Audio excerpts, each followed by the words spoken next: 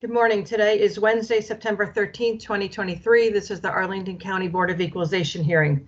There are 7 cases on the original agenda.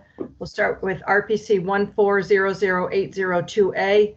The property's on 9th Street North. There was a signed letter between the parties on September 9th or September 7th, so we won't hear that case.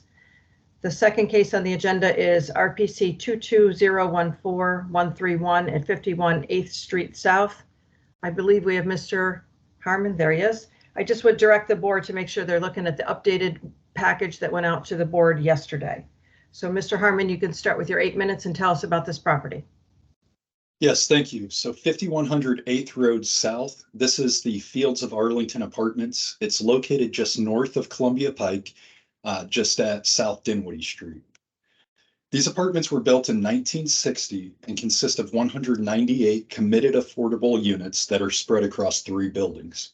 64 of these 198 units are Section 8 housing. The 2023 assessment represents a 4.4% increase over the 2022 assessment, even as NOI has been steady. When we inspected this property in June, it was evident that it was very dated. This of course increases the operating expenses due to less efficiency. And additionally, as I stated, this property is spread across 3 different buildings, so that also increases operating expenses. This property also includes utilities and rent. So as the cost of utilities increases, so does the cost to operate the property. And with this being committed affordable, you have limited potential of recouping that increase in the cost of utilities. So if the cost of utilities increases quicker than the increases in rent, which is what's happened the past few years, then effectively your profitability decreases. Now, this is illustrative of committed affordable apartment units being more vulnerable to expense increases because of their limited ability to increase rents to offset increased expenses. Not only utilities, but all expenses, especially when inflation is running at 6.5% or higher for 2 years straight, as it has been. This, of course, increases the risk profile of committed affordable apartments in times of persistently high inflation. To illustrate this point, the operating expenses increased by 9% from 2020 to 2021, while income only increased by 2.2%. This is a delta of nearly 7% between the increase in expenses and the increase in income. This discrepancy comes directly off the bottom line for committed affordable units due to the lack of ability to raise rents as rapidly to keep pace with inflation. So the risk profile of committed affordable properties is increased because the income stream is not as stable or predictable as a property that is not rent restricted. To account for the increased risk associated with the committed affordable units, such as this one, especially in a high inflation environment as we've experienced over 2021 and 2022, in addition to accounting for the increased cost of capital that the market experienced over the course of 2022, the cap rate needs to be increased by 75 basis points to 7.05%, including the tax rate. This loaded cap rate, 7.05, the base rate plus the tax rate, is supported as a market cap rate for a 1960 build committed affordable apartment property as of the date of value. We've seen an arm's length sale just down the road at the Jasper Columbia Pike, which is a much newer 2009 build consisting of 269 market rate units, which sold at about a 6.66% cap rate. Again, that's a 2009 build, market rate units, and they were at a 6.66. Clearly, this property is riskier. Now, knowing where market rate properties that are much newer trade shows us that 7.05 as a cap rate is well within the market rate for committed affordable apartment buildings as of the date of value. This is only a 40 basis point premium to the newer market rate apartments that have sold recently in the county. As such, we respectfully request the assessment be reduced as set forth in the appeal. Thank you.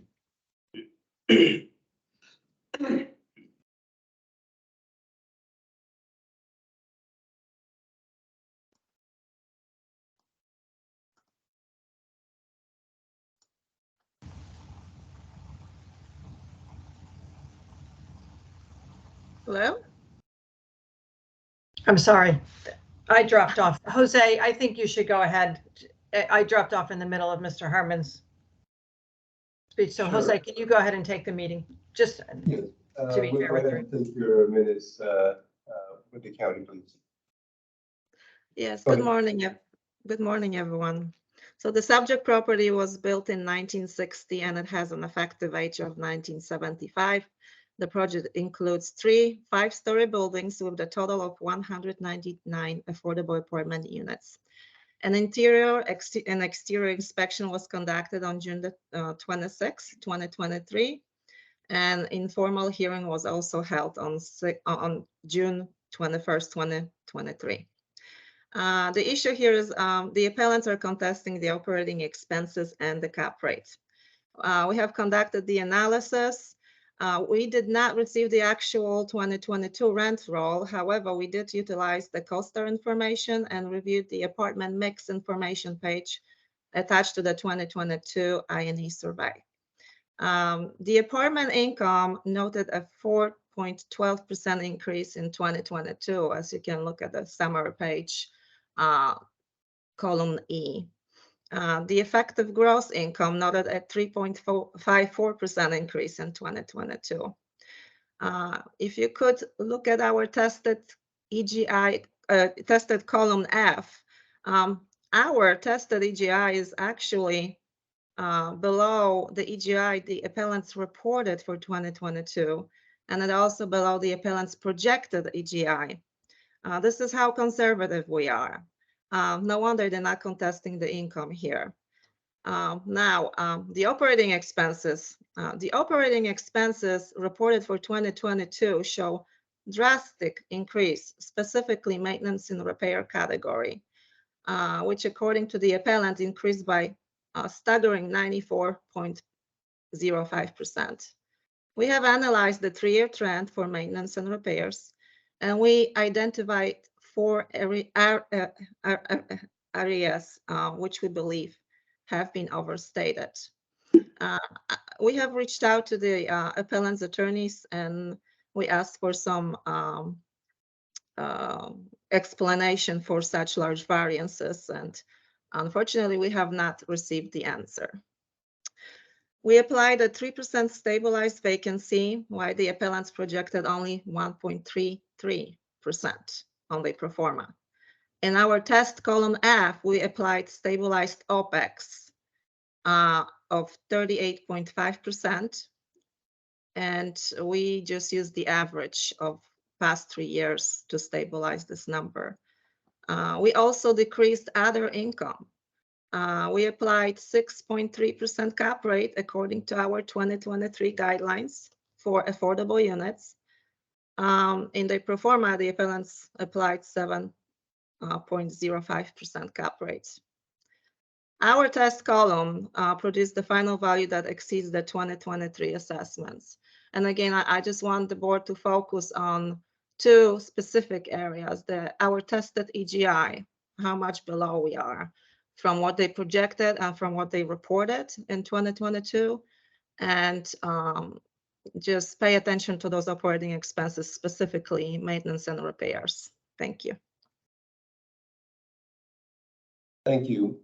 Do we have any questions from the board?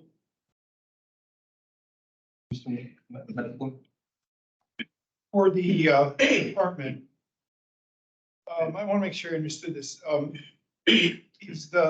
Was the test, you never got a rent roll, so you just imputed it from similar properties? We took the summary rental, that one page that was attached to 2022 I&E, and we gave it a strong consideration. And based on that, sorry? Oh, the summary, meaning it's what they advertise various units rent for. Yeah, they provided their own averages. It was a 1-page summary, so we did give it heavy consideration. We were too low in our 2023 valuation. That's why you see 1.12% increase in our test column for apartment income. For the appellant, first question, an obvious one: why was a rent roll not provided? So what the DREA's INE survey form each year requests is a rent matrix, and that was provided. And then they come back later on and request a rent roll. Well, neither of those items are required by law to be provided. All that's required to be provided is income and expenses, actual income and expenses. And that's what they're supposed to be basing the assessment off of per the Virginia law code. Especially for affordable housing, they must consider actual. Yeah, okay, so we gave the bottom line, how much rent was received for the year and not Correct. broken down by unit. Okay, great. Everything that was required was conformed with. The DREA's, they're asking for this copious amount of information that's way beyond the scope of what they're supposed to use to evaluate these They properties. got the bottom line. The department received the bottom line for the property. Great. Absolutely, and they received The other rent question matrix. is, do you know what the I was hardly you're doing. This meeting. Do you know what the permitted rent increases per year for committed affordable apartments? I do not. I believe it's tied to area median income. So I'm not sure exactly how that calculation shakes out year to year. That is good information to know, but it's tied to the area median income. And then committed affordable is typically a percentage of that AMI. No, I So understand that. Mr. That wasn't my question. I'm sorry. Maybe it You wasn't have clear. to apply to get a rental increase. You apply to BHDA or the HUD, and you have to apply and justify a rental increase. There's no automatic increase. Oh, and each year it's case by case, year by year, unit by apartment by That's apartment. correct. Okay, thanks a lot. Any other questions?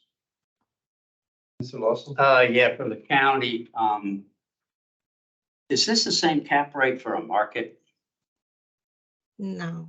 How much does it differ from a market? If this were a market project, what would the cap rate be? Apartment rents. So this is a mid-rise for the apartment rents, mid-rise, and this is 1975. The cap rate would be 0.055%. 5.8% for a non-metro, Mr. Lawson. Oh, correct. Thank you, Jordan. Okay, thank you. Okay, thank you. Any other questions? No? Okay, if you want to go with your 1 minute, Ms. Shuttlesworth. Yes, so I hope the board can recognize that we were conservative with our projections in test column F, and our projected EGI again was below the EGI that was reported for 2022, and the EGI they projected in the 2023 pro forma. I asked the board again to pay attention to unexplained 94% increase in the maintenance and repairs.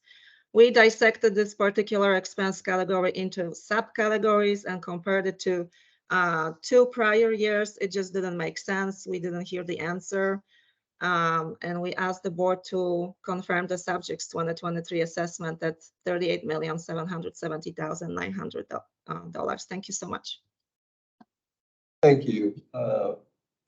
Would you take your 1 minute wrap up, Mr. Harmon? Yes, thank you. So the 2023 DREA cap rate applied to this property is the lowest cap rate that they've applied to any committed affordable unit in the past 15 years. This doesn't make sense in a high inflation environment that the market has experienced over the past 2-3 years, was known to be still experiencing at the end of the year and as of the date of value. Any potential purchaser coming in and evaluating a committed affordable housing property, knowing that inflation's running 6.5% over 2022 and is continuing to increase both goods and labor, they would not evaluate this at the lowest risk profile of any of the past 15 years. They would increase the risk profile via the cap rate, knowing that their ability to increase rents to offset increased expenses is limited. Thank you. Thank you. Well, it's among the board now. Where do we stand? Mr. Lawson? Yeah, I'll go ahead and start off and see if anyone agrees with my thinking. When you look at the expenses, you had 36, then 35, 38, and then the actual were 41. And the county thinks that's too high and it should be 37, 38. But you know, there's that code section. It does say shall consider actual. And so I just took the 2,345,733, applied the county cap rate of 6.3, and I got 37,233,900. I'll see if anyone agrees with that logic. Mr. Hoffman? I did the exact same thing. Okay, Got the same number. And then just to check, I mean, if we went to the test column and plugged in 40% for expenses, it was close to that. That's what I was thinking. 37,829, 825. So you're within Very close. 500, 600,000. 37,829. 829, yeah. Well, Mr. Yates? one, and I agree with the idea about the expenses. The county looked at the average over the years. One averages the bottom one and the top one, and you come somewhere in the middle.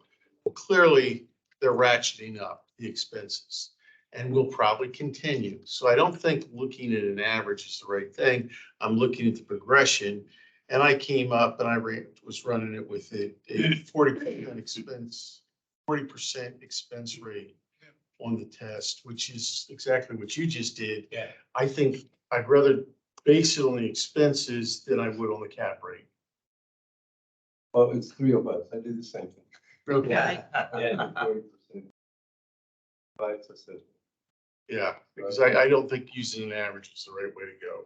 In this kind of property. No. I think we're on. This is low. This is, you were asking, they have, you have moderate, you have low, this is low. Yeah.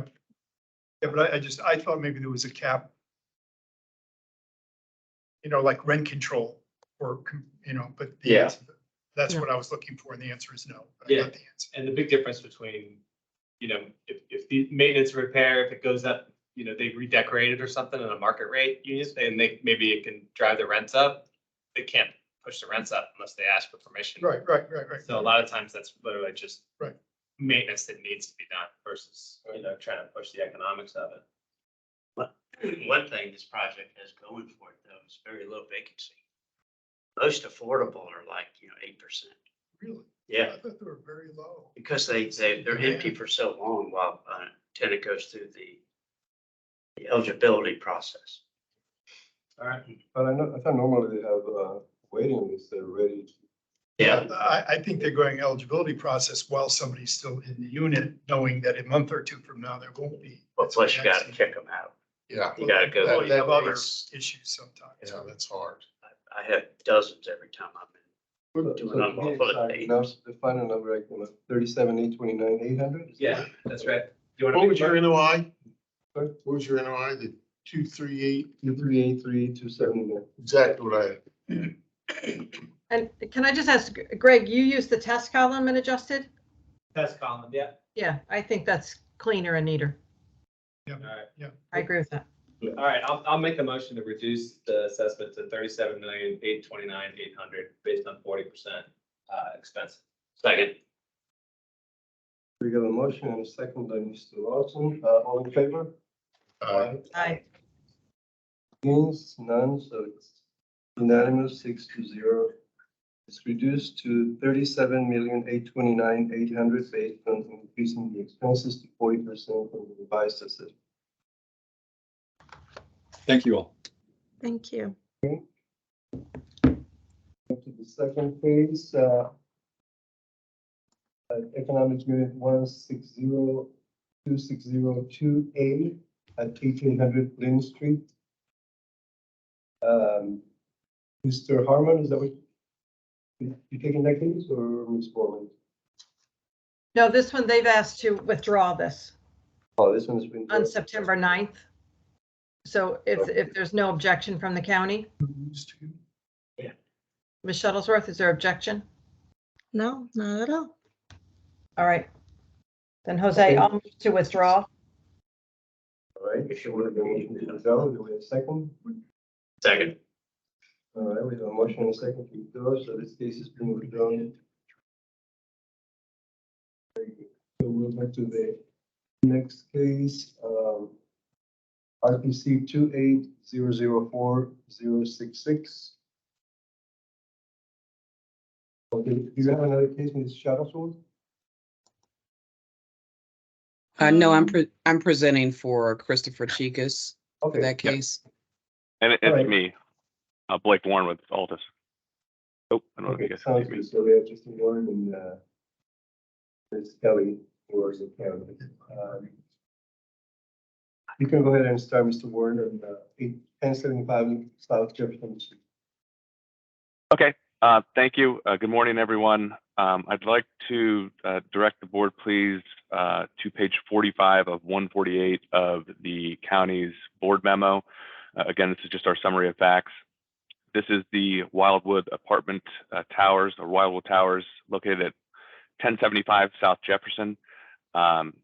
It actually has two parcels, one that's located in Arlington County and the other that's crosses over into Fairfax County, a land parcel parking lot. That's not under dispute. The county has appropriately discounted that value out of the total value of their assessment.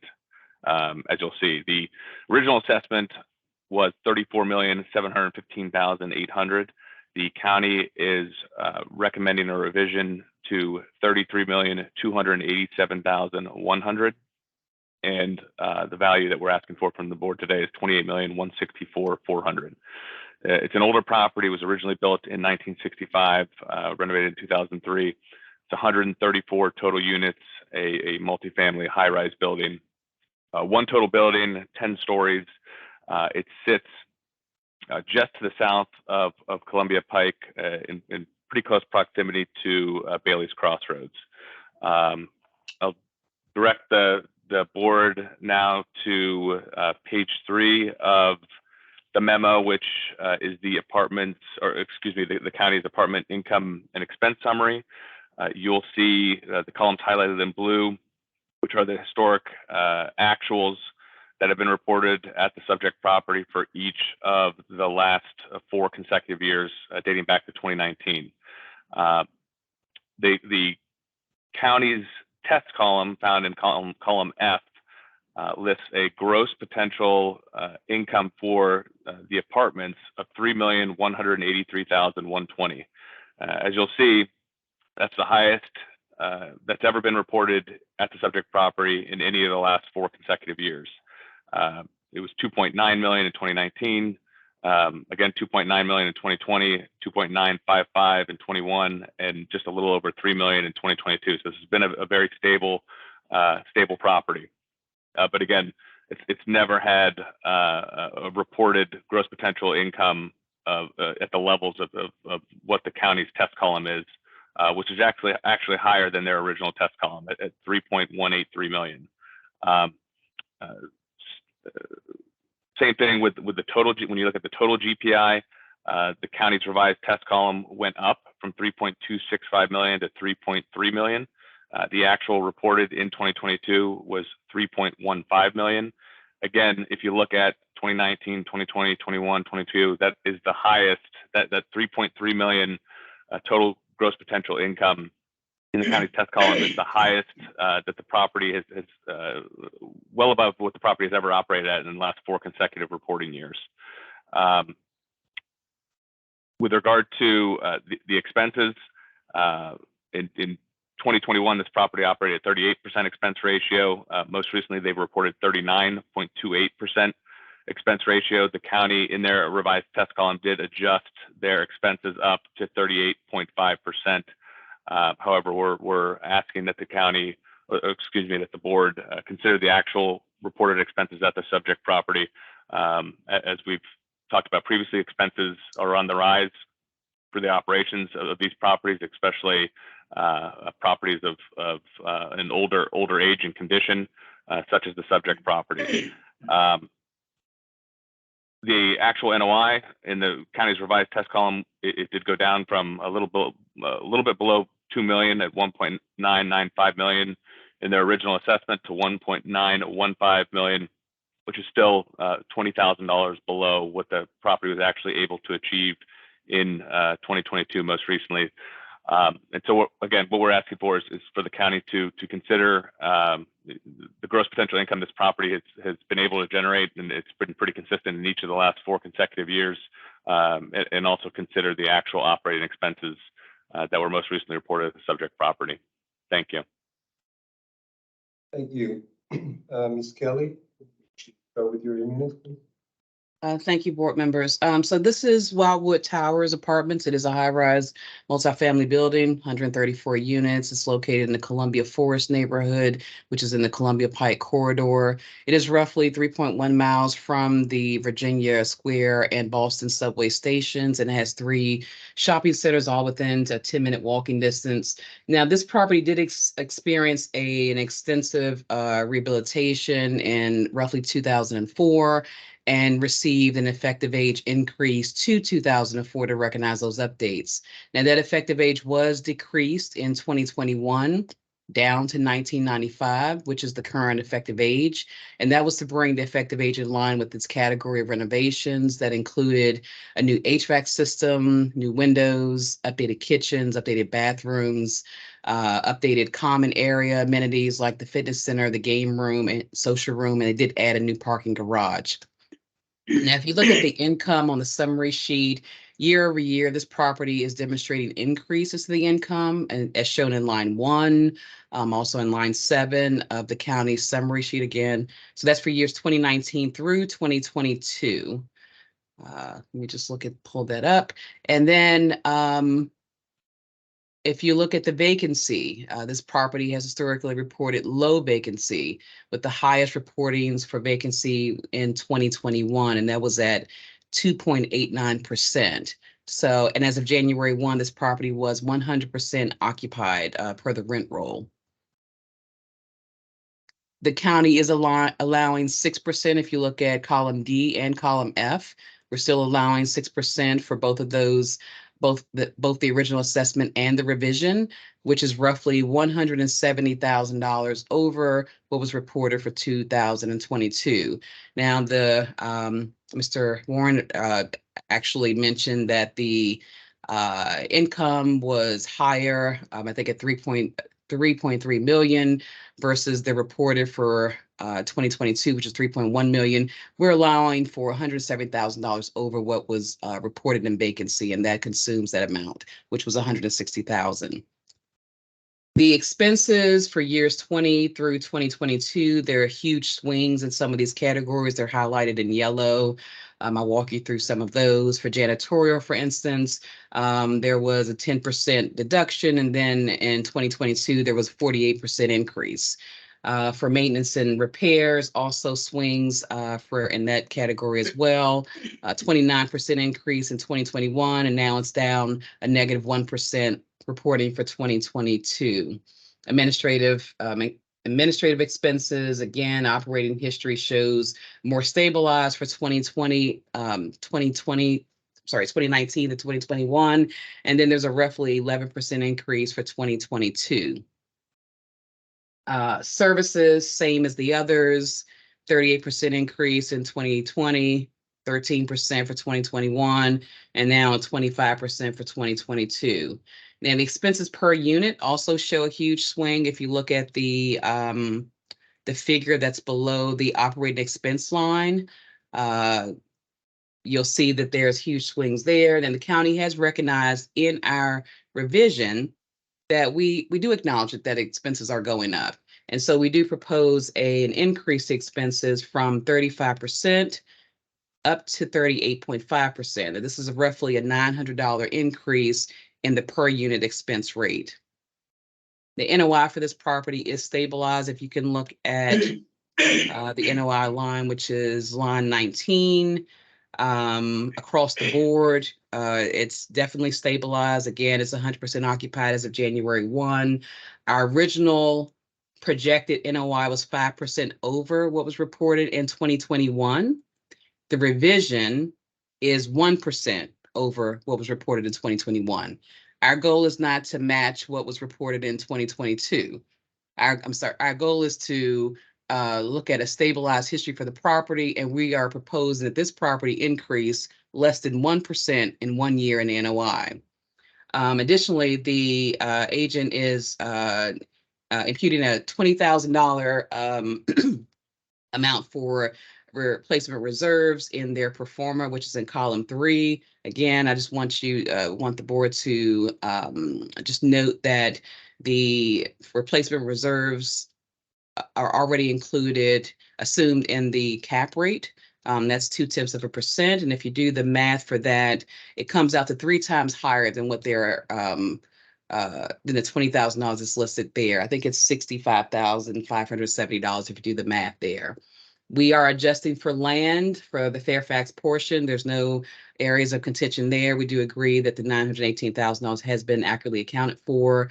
And we are proposing recommending a reduction in the original assessment to $33,287,100, which is lower than the 2022 assessment. Thank you. I'm open for questions. Thank you. Any questions from the board? Mr. Lawson? Yes, this is for the county. I'm just wondering, have you all ever thought about upping the 0.2% in the cap rate for reserves? And the reason I ask that is we see this all the time, that applicants are suggesting a reserve, but the county's not going for it. And I'm just curious, has the world changed such that owners now want more reserves, or have you looked at that? I mean, we look at that every year when we develop our guidelines. It is something that we will pay closer attention to as we acknowledge increase in expenses, increases in the fact that we haven't made changes there. But in this particular case, we're also 3 times more what they're reporting in reserves for replacements. But it's something that we look at every year. Okay. That's it. Thank you. Any other questions? Mr. Maskin? For the department, you in the test case, knowing what the actual rental income was for 2022, you increased that by 5.15%. That's, in my experience, a very, very high increase. What is that based on? If you look at, go ahead. If you look at, I believe it's the test page 4, in addition to the rent roll analysis on page 5, there was some adjustments to the rents based on actual reportings. So this is a projected, this is a projection of what the property should achieve. And then again, we are accounting for higher vacancy there, which consumes that $160,000 higher than what they're reporting for 2022. But it is based on the rent roll analysis. Okay, thank you. Any other questions? No? Ms. Kelly, would you like to go with your 1 minute wrap up, please? Sure. Again, I just wanted to note that, I mean, we're not looking at 1 year, we're looking at a stabilized history for this property. We are suggesting that the EGI value, which includes a 6% vacancy where they're reporting less than 1%, should be factored into your decision. We are allowing for higher expenses. Right now with the revision, it's $900 more than what was allowed for the original assessment.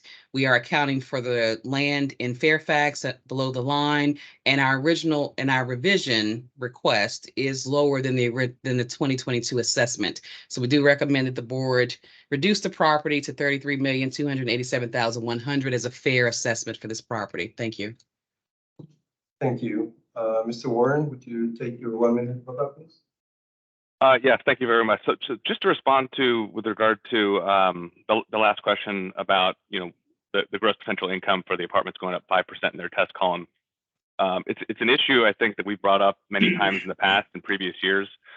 It hasn't quite come up, I don't think this year, however. But what we find is exactly that, is once they review the actuals, that test column for the gross potential seems to go up, so that they can take their 6% vacancy. So what it affects the most are these stabilized properties. And again, this property has been, and it's seen through the actual financials for the last 4 years, very stable with regard to gross potential income for the apartments and the total gross potential income.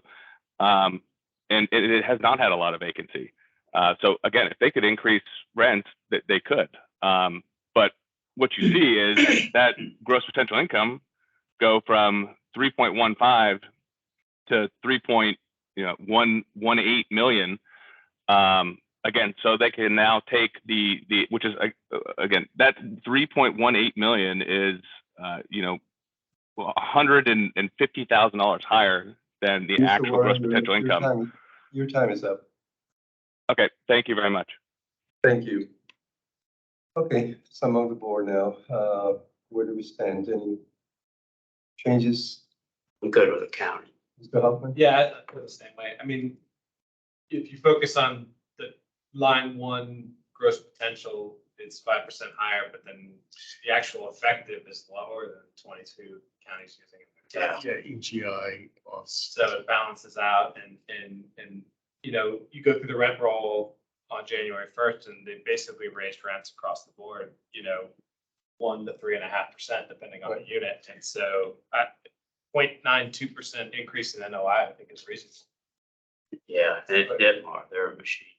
The only thing I considered was maybe the expenses, again, the progression of them. But it's not, I wouldn't do that much. Yeah, I was thinking about that, but then the NOI is. Yeah, I think I did the Flat. same. I mean, I was trying to see maybe go to 39%, but I did that too. Increase from last year. So many. Yeah. This would actually be a slight reduction over last year's amount. That's true. All right. Now I got to say a couple things. One, it could be the appellant just summed it up. It's a very stabilized property. This is a very stabilized assessment, and that's the end of it. But I'm stuck on the GPI and EGI increases that are not achievable. And I believe that the rationale is, but we've given them better, I'm sorry, GPI is too high, but the EGI comes in because we've given them a higher vacancy rate. Well, they're the recipient of an average vacancy rate. We see other people who are all upset because they're way above in terms, of averages. And so, well, that's the guidelines, and that's kind of what we do in mass appraisal. Well, I don't think that we should use the fact that they have pretty much no vacancy against them. It's just we forgive others who have expenses that are too high because they're guidelines. And it's funny. So I've done 6 times at 2.5%. And I think 2.5% is a healthy increase for rent. Again, in a non-luxury, non-exciting apartment building. And I came up with 6 different answers.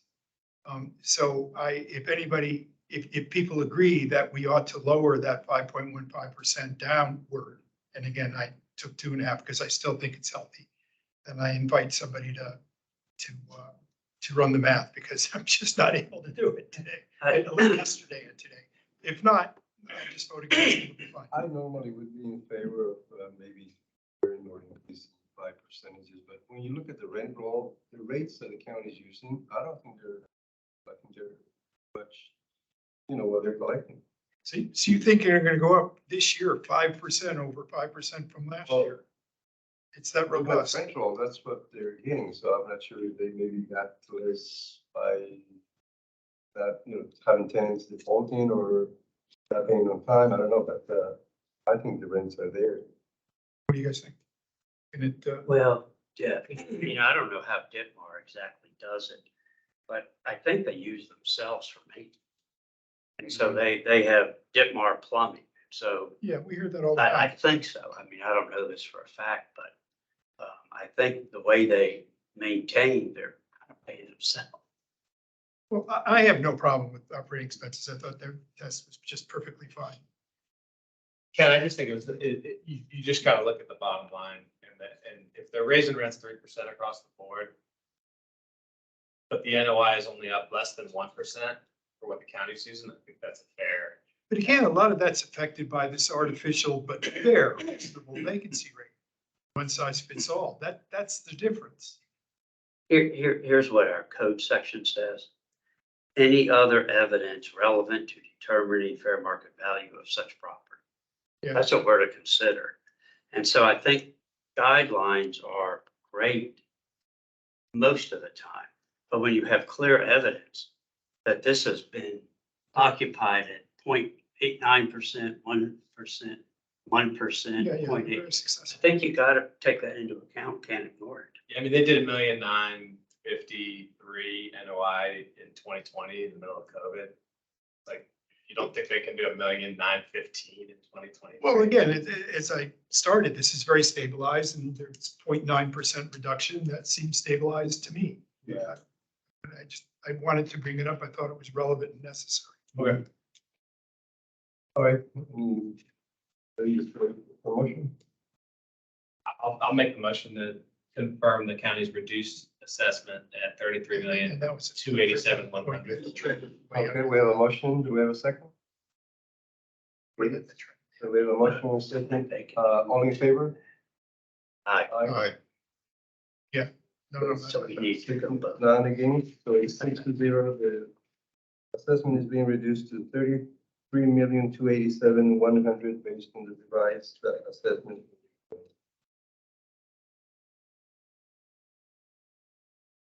Okay, we'll go to the next change, RPC 15007-058, 2000 North Adams Street. Mr. Warren, would you like to start with your email? Yes, thank you. So again, I'd like to direct the board to page 47 of 148 of the county's board memo, which again, you'll find our summary of facts. This is the Park Adams apartments located at 2000 North Adams Street. It was initially assessed at $50,752,300. The county is recommending a revision of $47,195,200. This is also an older property, originally built in 1960, 200 units that sits just north, or excuse me, just south of 66 and north of Route 29. I'll now direct the county, or the board and the county, to page 3 of the apartment income and expense summary. Very similar to the last property that we've discussed, but for the most part, this has been also a pretty stable property as well. As seen in the columns highlighted in blue, which are the last 4 years of reporting from dating back to 2019. Similar to Wildwood Towers, which we just discussed, is with regard to the county's overestimation of the gross potential income for the apartments and the total gross potential overall. But in 2019, the apartment GPI was approximately 4.5 million, 4.48 million in 2020. In 2021, it dropped down to 4,100,000 and then back up to 4.4 million most recently in 2022. The county's original assessment estimated apartment GPI of 4.556 million. That did drop down slightly in the revised test column in column F to 4.518 million. But again, this is still $90,000 higher than what was reported most recently in 2022, and higher than anything that's ever been reported in the last 4 consecutive years. That follows right along with the total gross potential income as well. The total gross potential income reported in 2022 of $4,934,785. Well, that's approximately $100,000 still below the county's revised test column for gross potential income of $5,042,500.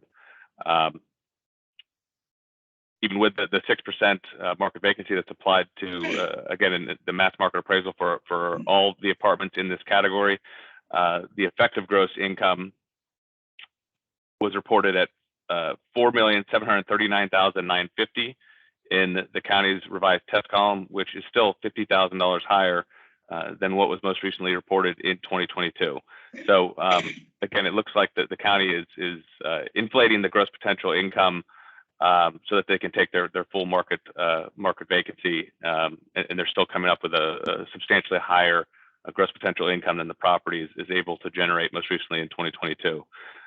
With regard to, again, the operating expenses, this property in 2021 reported 45% expenses, and again in 2022, 45.47% expenses. So went up about 0.5% year over year, which is pretty stabilized. The county's revised test column uses an expense rate of 42.25%. So we're asking the board to give additional consideration based on the actual historical operations of this stabilized property seen over the last 2 years in the actual reporting and in the actual operating expenses. With regard to again the net operating income, the county is approximately almost $200,000 in their revised test column above what this property was able to generate most recently in 2022. It had been fairly stable in 19 and 20. It dropped down to 2.4 million in 2021. It did come back up to 2.55 million, but again, still nowhere near the levels it was reporting back in 19 and 20. And again, $200,000 above what this property was able to generate most recently in 2022. So again, we're hoping that the board will take consideration into both the gross potential income as well as the operating expenses, which have been fairly stable at this property over the last several years. Thank you. Thank you. Any questions from the board? I need to present. Oh, I'm sorry. Ms. Kelly, go ahead and start with your 8 minutes. Okay. No problem. So this is Park Adams Apartments. It's a mid-rise multifamily project. It's a 7-story building with 200 units. It's located roughly a half a mile from the Courthouse Metro Station. It's in close proximity to 3 shopping centers, all within 1/8 of a mile, which is roughly a 15-minute walk. This was built in 1960. It has an effective age of 1975. Property features include a brand new fitness center, outdoor pool, iMac computer center, updated resident lounge, brand new laundry room, dog park, 24-hour package concierge system with notifications. And at first glance, it does look like this property has experienced some issues in prior years, but even as the agent has noted, that this property is stabilized. What they are doing is, if you look at the concession line versus the income line, you can see that that is used as a stopgap to basically fill units as they are updating them, to fill occupancy as units are being taken offline, doing updates, which is lowering the rents and showing a higher concession rate. Now, if you look at the 2022 operating history, the county is suggesting in the revision for column F a 2% increase over what was reported for 2022. And if you notice, the GPI has increased 6% in operating year 2022, and currently the concessions are starting to burn off. There with the reporting of only less than 1% in concessions and 4% in vacancy. The EGI did increase 8.89% for year 2022. The county, again, in its revision is only recommending a 1% increase, which we don't ignore. Like, we're not trying to penalize anyone for reporting lower expenses, but we are using the effective gross income, looking at the operating expenses to determine what that NOI is for that, what a conservative NOI projection for that year. Again, concessions are starting to burn off. Rents are more stabilized with an increase of 5% for 2022. But there are huge swings in the expenses, again, similar to our first case. Utilities, for instance, there's 10% reported in 2021, and then there's a negative 2% reported for 2022. Maintenance and repairs, Same thing, negative 40% for 2020, 10% for 2021, and then for 2022 is we're reporting 26.16%. Services, similar issue, 7% for 2020, 11%, then a negative 26% in 2022. If you look at the actual operating expenses, we have increased or allowed for a higher expense rate, and which also is roughly $800 more than what was reported for the per unit operating expense rate in our original proposed assessment. I'm trying to see if there's anything else here. The NOI is roughly in column F, the revision, our NOI is 7% higher than what they're reporting. But again, if you look at what they reported for 2022, they increase in 8.22% in their NOI from 2021 to 2022. Our proposed revision of $47,195,200 is actually lower again than the 2022 assessment. So I recommend that the board confirm the reduction, a revision of $47,195,200, and I'm open for questions. Thank you. Thank you. Now we go to questions. Any questions from the board? He had one. Mr. Hoffman? Yeah, Blake, looked like 2022 on the INE, $502,000 for other admin costs. It's a pretty big jump year over year, but there was no explanation. I'm just curious where that money's going. So we did provide, and it's in the package. Chris had asked that, so we had a response. He's got our emailed response in there, and we provided him a breakdown. I'm sorry, I don't know what page it's on now. Let me find it for you. But it is on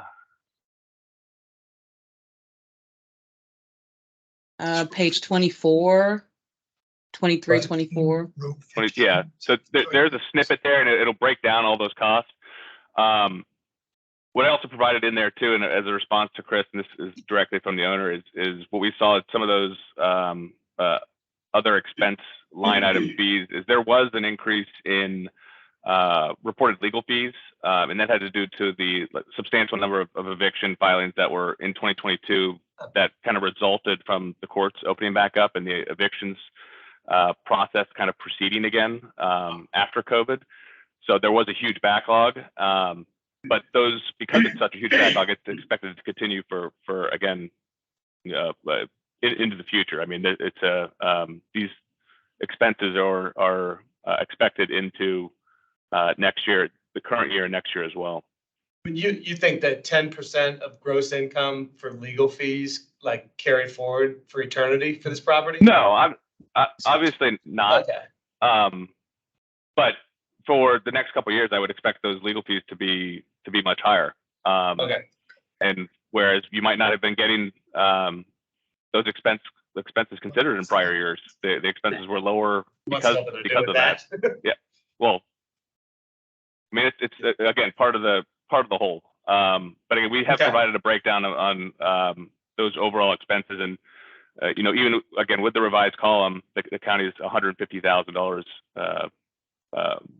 below what the actual reported. I got it. Yeah, thanks. That makes sense. Thank you.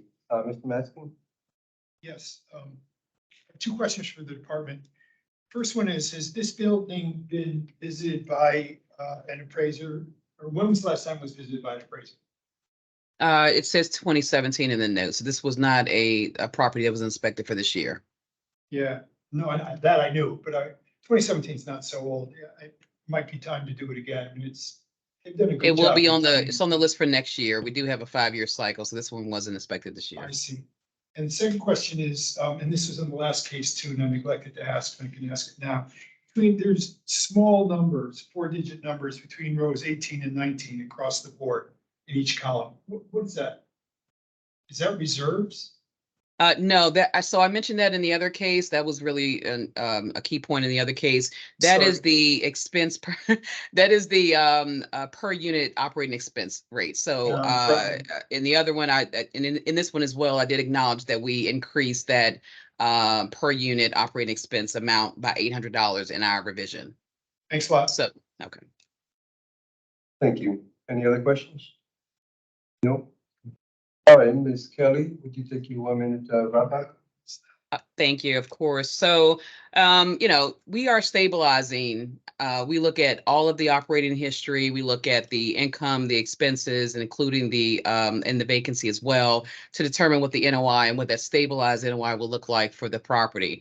What we did in our revision was look at all of that information, including increasing the operating history. I'm sorry, increasing expenses, providing a stabilized vacancy at 6%, although the property is reporting less. It's not a penalty, but we are providing a stabilized vacancy. And then we are proposing that the income would increase 2%, 2.18% from 1 year to the next when they're reporting a 6% increase in 1 year. So we do recommend that the board reduce this assessment or confirm the reduction to $47,195,200 as a fair assessment for this property, and which is lower than 2022. Thank you. Thank you. Mr. Warren, if you take your 1 minute wrap up, please. Thank you. Similar to the last property, the county is, we believe, overestimating the gross potential income to basically capture the 2% in vacancy. The actual vacancy is 4%. They apply 6% to all properties of this similar size and type, and that's reflected. Again, the gross potential income, and it's been fairly stable over the last 4 consecutive years, has never been $4 million, over $4.5 million, which it is here, or $5 million, $5,042,500 for the total gross potential income. As we've discussed before, operating expenses have been on the rise. Contract expenses are up. This is a trend that's going to continue, and it's not it's pretty stabilized from the prior year. And even with that, looking at the county's test column, the county is $150,000 below what this property actually reported in operating expenses last year. Thank you. Thank you. Okay, now along the board. Any changes, any suggestions? Mr. Hubbard? I'm okay with the county on this one again too. I think the legal fees for the evictions is a one-time backlogged expense. You go through the rent roll and it's like they cranked rents 8, 10, 15, 20%. On tenants who stayed, right? 18.5% on, one that I just checked here that stayed in place. So they're kind of capitalizing on that. I would say probably deferred increases in rents for a couple of years. So I'm comfortable with the reduction. Yeah, Mr. Lawson? Yeah, there's an article about the missing middle, and here's what he says. Increased zoning flexibility is the only way to feed a starving housing market. And I'm good with the original, the 50,000. The last case, the reason it got reduced was part of it's in Fairfax. And so that was the reason why I wasn't good with the original assessment, but I'm good with the 50,000. I'm sorry, 50,752,300. So everybody's okay with the expenses? I'm Like the expenses are low to me. that's the Ms. one. Lewis, what would you think we should go? Well, I mean, I understand what Mr. Hoffman is saying, but it's real, whether they've got evictions, and they're going to have evictions rolling for a bit, this post-COVID. I mean, they weren't allowed to do it during that portion of time. And that does cost money, and that's a real dollar item to it. I mean, I just think the expenses are a little bit low. I mean, what I did, I'm not sure if there's any consensus to it, but I mean, you've got 2.1 reported, and that's what the account was using. The county's using, 2002. I increased it to 44%, which ended up at $2,085,000, and it caps out at 45,765 and change. So it's a reduction, but I think that the expenses, it's a real factor. I don't disagree. Yeah, Mary, I don't disagree, but I think on the other hand, the rents have skyrocketed. Well, Yeah, your gross potential. we're should be giving them up, gross yeah. potential though, so, I mean, it's kind of like saying, oh, well, the rents went up, so we're giving them the rents, but then we're not going to give them the expenses. I mean, these are real expenses that they're incurring. 2% increase in rents is not skyrocketing. That's No. normal, everyday 1950s, Yeah. stable America. No, I mean, they're going up like 6% too. I mean, if you just go rent roll year over year and pick out apartments, I haven't found anything less than 8% that jumped. Even the vacant apartments, they've released them for 8%. Yeah, I think they may have extra legal fees right now, but I think, the rents, like everybody else is saying, I think they are on the up, on the increase. So I'm okay with the revised assessment. Yeah, even though the original number seems to be in line based on the previous numbers from previous years. So you think the GPI is actually gonna be much better than this, given the. Yeah. And offset that expense profit. Yeah, it'll be higher than 2019. Our unlawful, in our firm, we represent some property owners that have apartments, and our unlawful detainers have plummeted. What would it cost about, I've been on a couple of condo boards and I've gone through this for condo fees, but I don't know about, throwing them out of the building. What would it be, $1,000? So for an unlawful detainer, we charge by the case. I think it's something like 1,200. No, Okay, I guess something like it that. does. Yeah, I don't know that it's enormous money, and I can't imagine it's going through to 2024 or even the end of this year. But I mean, operating expenses, different, certainly subcategories, change from year to year, just no question. There's pinhole leaks in the ceiling and you got a lot of maintenance and mud and paint, but you get lucky on something else. Yeah. I like the trend I here. agree that the maintenance has gone up. The reason why I don't want to adjust is, I think that they're way under on rent. So if they're under on expenses, they're also under on income, in my opinion. And that's what I'm seeing in the market out there. I agree with that. So what do you think? I agree with what you're saying. And by the way, we lowered it we sat there and we lowered 22. It was proposed at 51.5 million, and we dropped it to the 47.7. And I looked up the case just to see, they are way above what they projected. Last year. Yeah, and we lowered it. I think they're doing well. And I think they'll continue given this market. Well, it's a great property. It is Yeah. for variety. All right, so So you think you should stay with the original assessment? or- I think that. I go with comment on that. I'll go with the original too.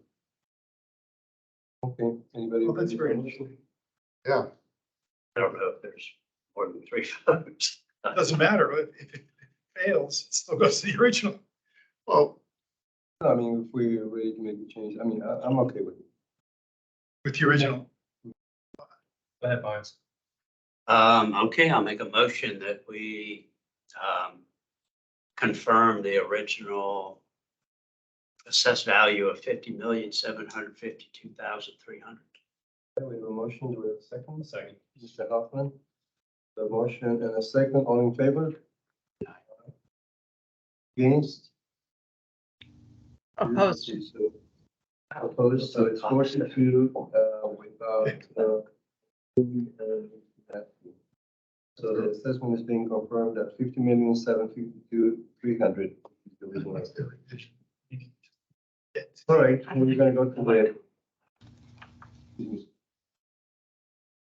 me, we're gonna go to the next case, RTC 1403623, 807 North Monroe Street. Mr. Warren, you're welcome to start with your 8 minutes. So this is one that we had sent an email out to Rosa. We're fine with, and we're not going to contest the county's current assessment, which is 74,355,800. Okay.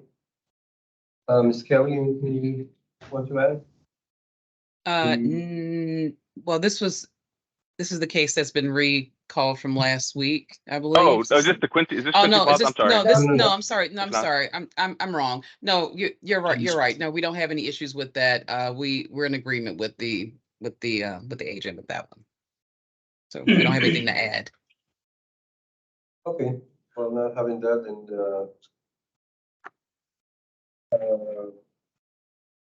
we are going to, do we have a motion to confirm the second? I'll motion to confirm the set. We have a Second. motion, do we have a second? Second, Mary? Ms. Dooley, okay, so all in favor? aye. Against none, so it's 6-0. The assessment is being confirmed at 74,355,800. Okay, and now we have the last case that was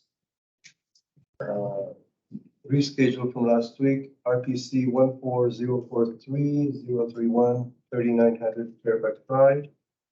Mr. Warren, would you like to start with your 8 minutes, please? Yeah, I'm not going to take up 8 minutes, but this is the one that was rescheduled because we have been in discussions with Chris about the reporting on this one, had supplied them with some new information with regard to the reporting on some of the commercial components and other income for the specifically the commercial that was getting added into the apartments. And after looking at that, and we submitted a revised I&E survey to the county as well, Chris provided this mixed use income and expense summary that indicated a revision from 185,014,700 to 184,531,700, which we are in agreement with, and it just had to do with a double count of income that was being reported initially in the commercial component valuation was also being added into the apartments. But we, Chris did an amazing job just being able to reach out with us. We actually worked together on this one and kind of found out the issue because we didn't know there was an issue initially or what was going on, but we have figured out that problem. And then moving forward for these properties that they have that commercial ground component, which is in a separate valuation. I know Ditmar will be reporting separate I&E surveys for each, so we can kind of make sure that that income for the commercial is completely separated from the apartments, and we don't get a double up situation like we did here. So, and that's all I have. But yeah, we're in agreement with the revised income mixed use of the income and expense summary that was provided, which shows a value of 184,531,700. Okay, thank you. Ms. Kelly?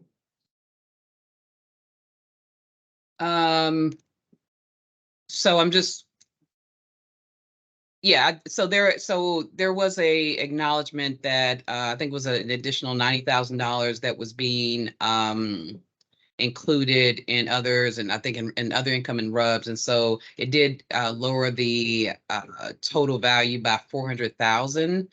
I'm just trying to make sure that we're saying the right value. So on the memo sheet, unfortunately, that was I'm not. sorry. Yeah, you're right. I'm Yeah. sorry. I am saying the Right. wrong number. Okay. Yeah. I'm sorry. Okay. So I think the number that we're agreeing on is 195,069,500. Is that correct? That's correct. That's Right. correct. Okay. You can move it to 184 million if you want. But I'm sorry, I was reading the test column or Yeah. our pro forma column initially. Yeah. Yes, you are correct. I'm sorry about that. So we are in agreement that on the memo, it should have actually reflected that we are recommending a reduction in the original assessment, which was 475,900 to the revised assessment of 195,69,500. We're not contesting that. We did realize that there was a double counting, and we are in agreement on how we're going to move forward with that going forward. So I don't have anything else to add. Okay, thank you. Any questions? None? All right. Does anybody want to take your 1 minute wrap ups? I guess we all agree that that's the number. No, let's just confirm the number. All right. Do we have a motion to confirm the number? I'll motion We have a motion by. to reduce it to the county's revised number. To reduce the number to 195,069,500. We have a second. Second. Asking. All in favor? Aye. Aye. None against. 6-0 is being reduced to the agreed upon number of 195,069,500. Okay, I think that completes the schedule for today. Any other matters to go right now? Thank you all. Have a good day. Thank you. Thank you. Thank you. Jose, I do have one thing. Thank you, everyone. Just to add, if everybody can just shoot me an email on this, we're going to need to add the Monday or the last Monday of October to the agenda, which would give us a Monday and Tuesday. That would be 10:30 and then 10:31 because Wednesday is November. So I just want to know everybody's availability. I know you may not have it right now, but if you're available on that Monday to be able to hold a meeting. So if you know now, you can tell me. If you don't, you can email me. I'm available, no email. All right, we got Monday, the 30th of October. the 30th of October. Yep. I'm available. I'm available. Sugar high, maybe. Yes, for I'm okay me, with but it. That's my problem. Okay, and then Greg, are you a yes? I'm a yes. Okay, all right, then we've got a quorum. Okay, so Derek, we can go ahead and schedule. Okay, thank you for that. You're quite welcome. So we're going to adjourn at 10:15 a.m. and we're going to come back next Tuesday. Virtually. Virtually. Virtual, so September 19th. Right? Might have been Thank you so much. Yeah. Good job. That was good.